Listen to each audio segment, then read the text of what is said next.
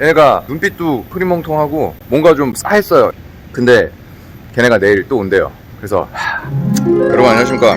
제가 시가를 한동안 안 필라고 다짐을 했다가 뭔가 허전해가지고 다시 이제 시가를 잡고 카메라를 켰습니다. 일단은 오늘은 인간의 그 눈빛에 대해서 좀 얘기를 해볼까 합니다.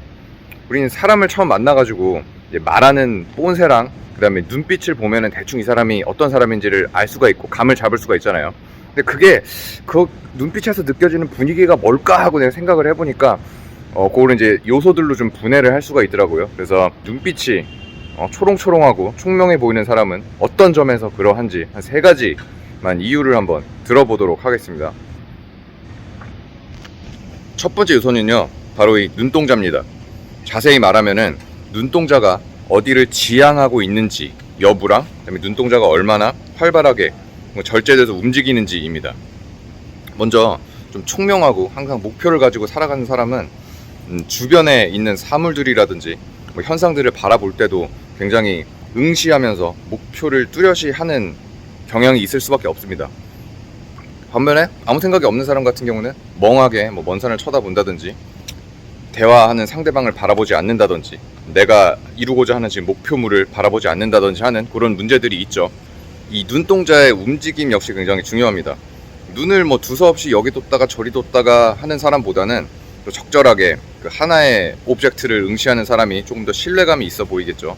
반면에 너무 움직임이 없이 하나를 그냥 멍하니 이렇게 바라보고 있으면은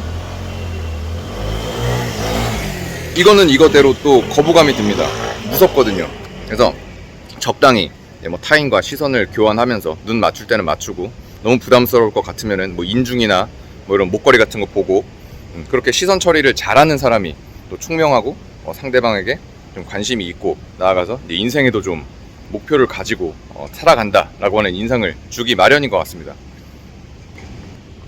두 번째 요소는요, 이 눈 주위 근육의 움직임입니다.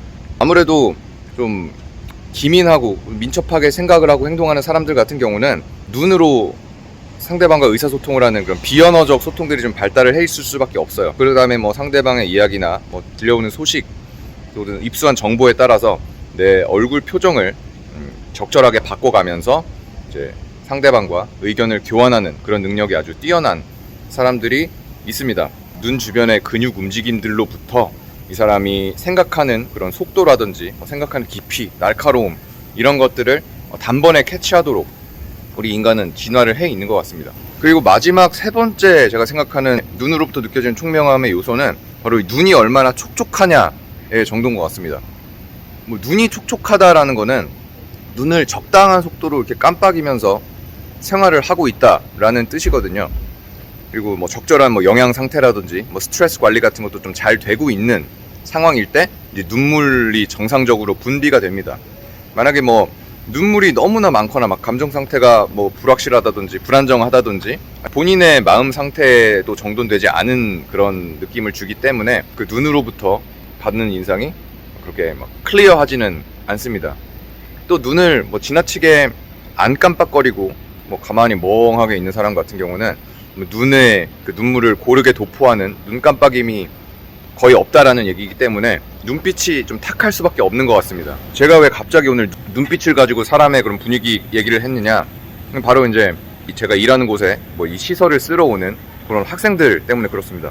지난번에 왔던 애들이 있는데 얘가 눈빛도 이렇게 흐리멍텅하고 뭔가 좀 분위기가 좀 싸했어요. 얘네들이 나한테 이게 불만이고 그다음에 나는 이런 데이터를 얻고 싶은데 이런 데이터를 얻으려면 어떻게 해야 되냐, 이런 것들을 아주 명료하고 클리어하게 말을 해주면 제가 거기서 조치를 하잖아요. 근데 딱 전 걔네 보니까 눈빛부터 쎄했습니다.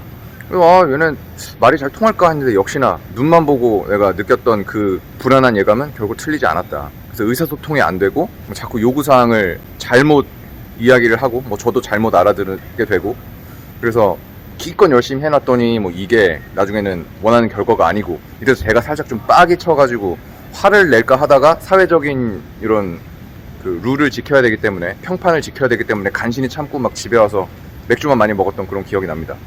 근데 걔네가 내일 또 온대요. 그래서 걱정이 돼가지고 토로 아닌 토로를 하게 됐습니다.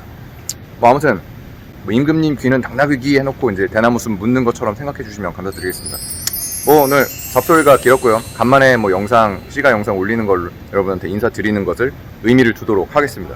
그럼 오늘 여러분 행복한 하루 마무리 하시고요. 내일도 승리하는 아침을 맞으시기 바랍니다. 그럼 저는 먼저 가보겠습니다. 그렇죠?